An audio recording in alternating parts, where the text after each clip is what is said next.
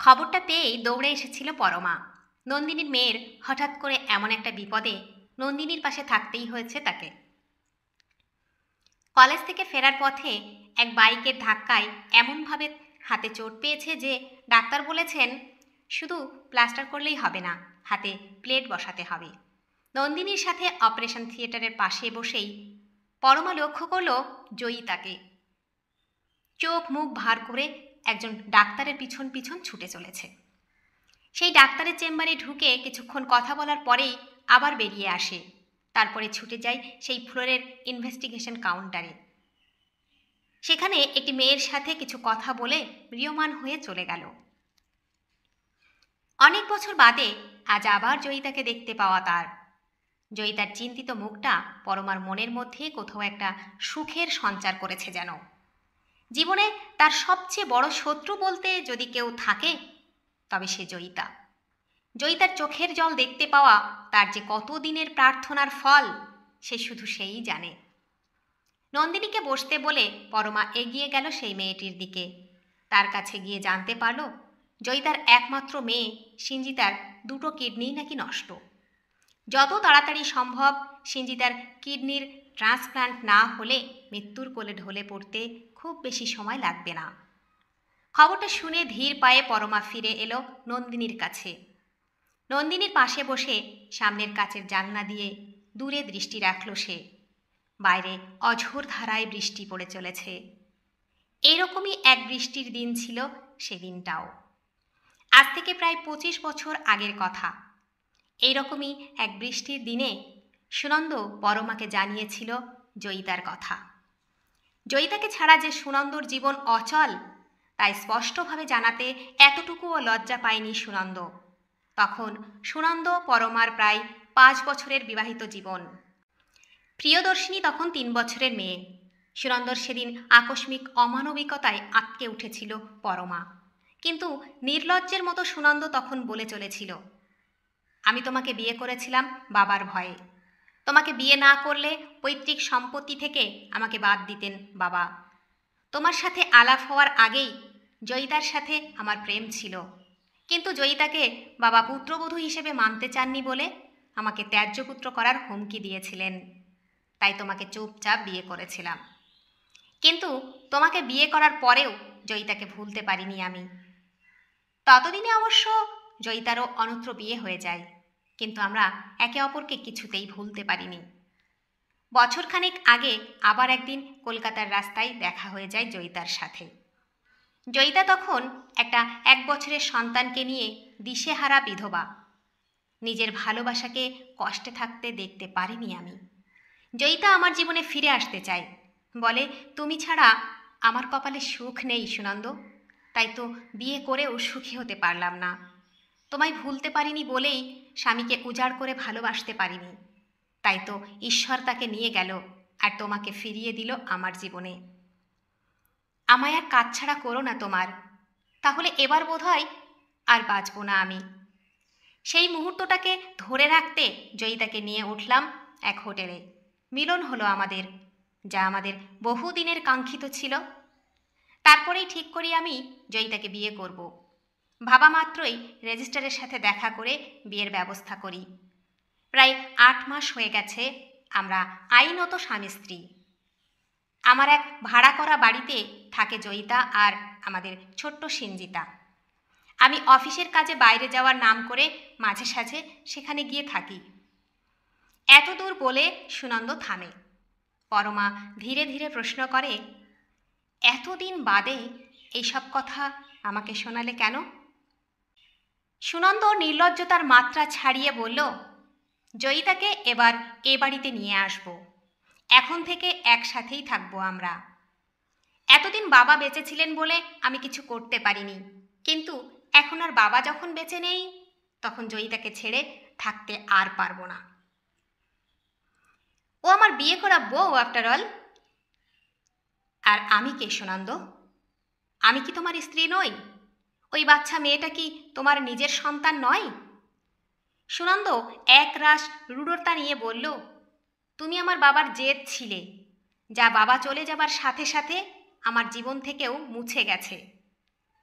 আর প্রিয়া, সে কি শুধুই তোমার কামনার ফল? না, প্রিয়া আমার পরিকল্পিত সন্তান। বাবা চেয়েছিলেন তোমার কোল জুড়ে সন্তান থাকুক, তাই বাবাকে খুশি করতে তোমার সাথে সহবাস করেছি।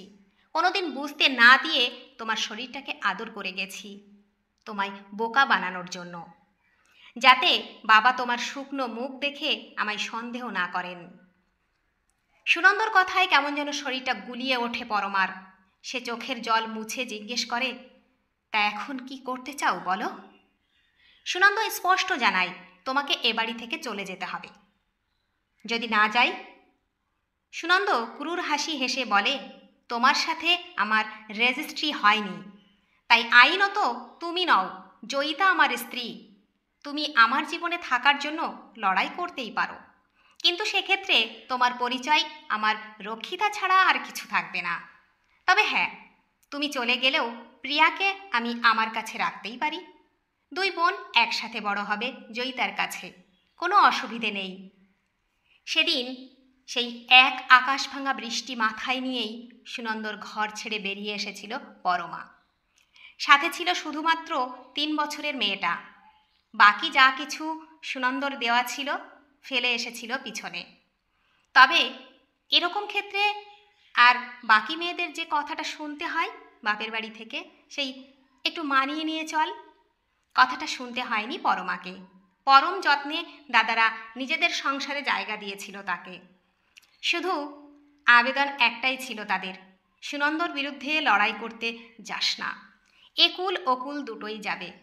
ভুল তো আমাদেরই ছিল, এত টাকা খরচ করলাম তোর বিয়েতে, অথচ একটা রেজিস্ট্রি করালাম না। সব কিছু ভুলে প্রিয়াকে নিয়ে নতুন করে জীবন শুরু করা আবার। 20 বছর বয়সে সুনন্দর সাথে 7 পাক ঘুরেছিল যখন পরমা, তখন সে সবে কলেজের লেখাপড়াটা শেষ করেছিল। কিন্তু শ্বশুরমশাই যত্ন করে বলেছিলেন, মাস্টার ডিগ্রিটাও করে নাও পরমা, কখন কি কাজে এসে যায় কে বলতে পারে। শ্বশুরমশাইয়ের কথা সত্যিও হয়ে গেল। এমপ্লয়মেন্ট এক্সচেঞ্জ থেকে এসে গেল সরকারি চাকরির নিমন্ত্রণ। পরীক্ষা আর ইন্টারভিউ দিয়ে এডুকেশন ডিপার্টমেন্টে কেরানির চাকরি জুটে গেল পরমার। এরপরেও চেষ্টা করেছিল পরমা সুনন্দকে কাছে পাবার, নিজের জন্য নয়, ওই বাচ্চা মেয়েটার জন্য। প্রিয়া যেন তার বাবার স্নেহ থেকে বঞ্চিত না হয়, তাই অনুনয় বিনয় কম করেনি সে। কিন্তু সুনন্দ তার সিদ্ধান্তে অটল। অজ্ঞতা একদিন সুনন্দর অনুপস্থিতিতে জয়িতার সাথে নিজের শ্বশুরবাড়িতেই দেখা করতে আসে পরমা। হাত জোড় করে ভিক্ষে করে, সুনন্দর জীবন থেকে চলে যাও, আমার মেয়েটাকে ওর বাবার কাছে থাকতে দাও জয়িতা।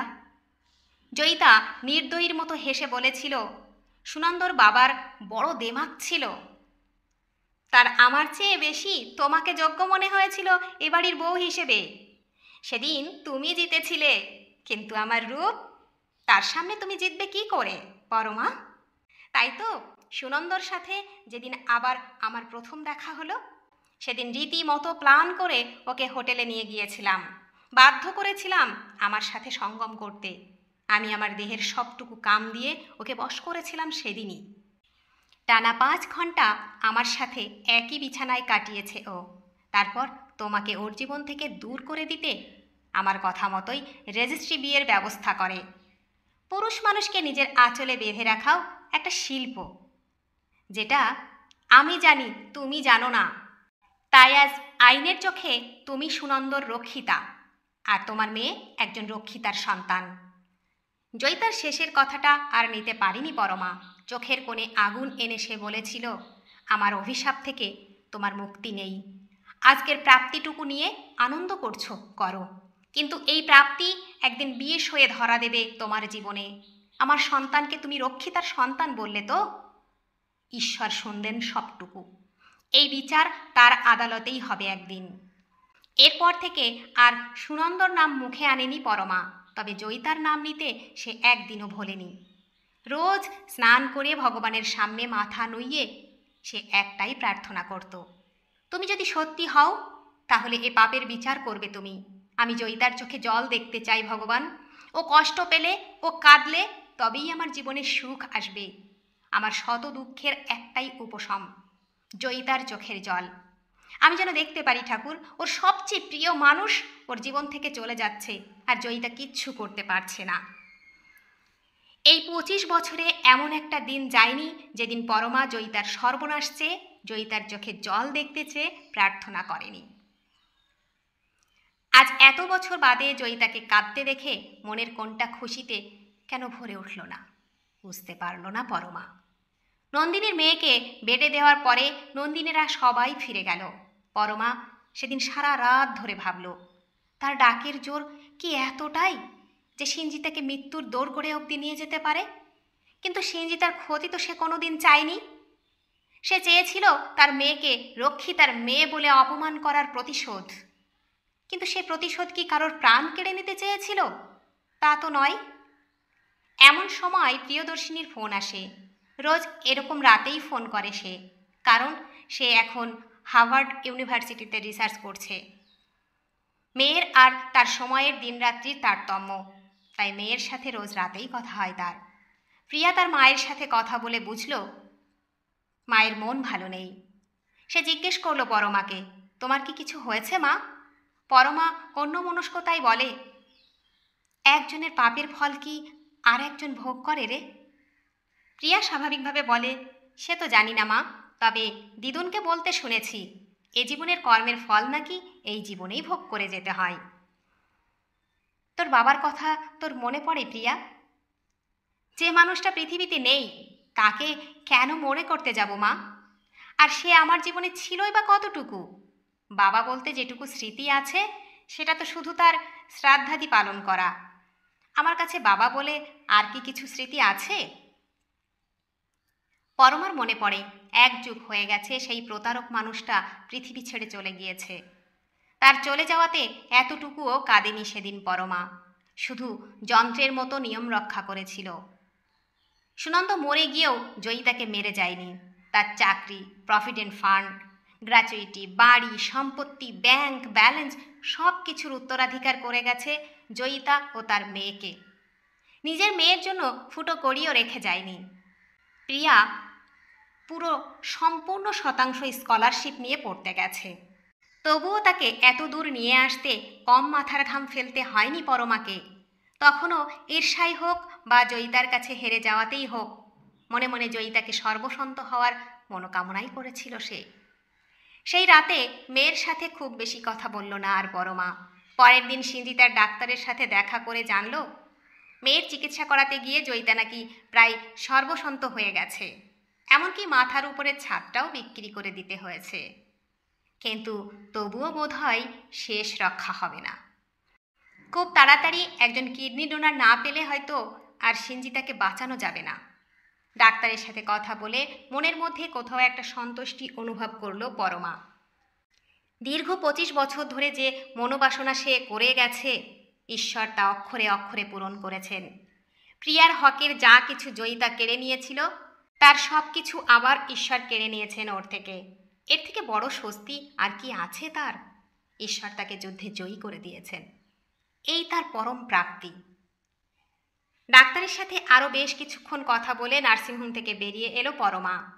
দিন 2 বাদে প্রিয়ার সাথে ফোনে কথা বলার সময় পরমা বললেন, বেশ কিছুদিনের জন্য বাইরে যাচ্ছি, যদি কথা বলতে না পারি তাহলে মেইল করে দেব তোকে, মেইলটা চেক করে নিস। তারপরে প্রায় দিন 5 কোনো কথা হলো না প্রিয়ার সাথে পরমার। একদিন হঠাৎ করে পরমার মেইল এলো প্রিয়ার কাছে। তাতে লেখা আছে, তোকে না জানিয়ে একটা কাজ করতে চলেছি, আগে থেকে বলিনি, তুই যদি আমায় বাধা দিস সেই ভয়ে। তোর কথা ফেলতে পারতাম না যে, কিন্তু এই কাজটা না করলেও যে নিজের কাছে নিজেই ছোট হয়ে যেতাম। কদিন আগে জয়িতাকে দেখলাম, ওর মেয়ের জন্য ছুটে বেড়াচ্ছে। একটা কিডনি না হলে যে ওর একমাত্র মেয়েকে বাঁচানো যাবে না। তোর ভাগের যে সম্পত্তি জয়িতা কেড়ে নিয়েছিল তার সবটুকু বিক্রি করেও মেয়েকে সুস্থ করতে পারেনি। সারা জীবন ঈশ্বরের কাছে জয়িতার চোখের জল দেখতে চেয়ে প্রার্থনা করেছি আমি, কিন্তু কোনোদিন এটা চাইনি যে ওর সন্তান অকালে ঝরে পড়ুক। আমার ডাকের এতটা প্রাবল্যও আমি চাইনি। কিন্তু যখন অনর্থ ঘটেই গেছে তখন ভাবলাম আমাকেই সব কিছু ঠিক করতে হবে। তাই ডাক্তারের সাথে কথা বলে নিজের মেডিকেল টেস্ট করিয়ে যখন দেখলাম সিঞ্জিতাকে আমি আমার একটা কিডনি দিতে পারবো, তখন মনে স্থির করেই ফেললাম জয়িতাকে আমার অভিশাপ থেকে মুক্ত করার। আমার আর তোর সাথে হওয়া অন্যায়ের শাস্তি যখন জয়িতাকে ঈশ্বর দিয়েই দিয়েছেন, তখন বোধহয় এবার আমাদের ওকে ক্ষমা করেই দেওয়া উচিত। তাই ওর সন্তান যেন ওর বুকে থেকে যায়, তাই এমন সিদ্ধান্ত নিলাম। জানি না আমার এমন সিদ্ধান্তে তুই রাগ করবি কিনা, কিন্তু এটাও কি কম প্রাপ্তি বল? তোর জীবনের সবচেয়ে বড় শত্রুকে তুই জীবন দান করছিস। শাস্ত্রেও তো বলা আছে ক্ষমাই পরম ধর্ম। যে মরে গেছে তাকে আর নতুন করে কি মারব? মায়ের মেলটা বন্ধ করে ইউনিভার্সিটিতে একটা ছুটির অ্যাপ্লিকেশন করলো। এখনো অনেক কাজ বাকি আছে তার দেশে ফেরার জন্য। মনে মনে হাসল প্রিয়া। মাটা কি বোকা, ভেবেই বসে আছে যে আমি রাগ করব। আমি কি করব বাবার ওই ঠুনকো সম্পত্তি নিয়ে, যেখানে আমার কাছে আমার মায়ের মতন একজন মানুষ আছেন? এটাই কি কম প্রাপ্তি নাকি আমার? বন্ধুরা, গল্পটি যদি ভালো লেগে থাকে তাহলে প্লিজ লাইক, কমেন্ট ও শেয়ার করতে ভুলবেন না। আর নতুন বন্ধু হলে অবশ্যই সাবস্ক্রাইব করে সঙ্গে থাকবেন। আশা রাখছি। ধন্যবাদ, ভালো থাকবেন।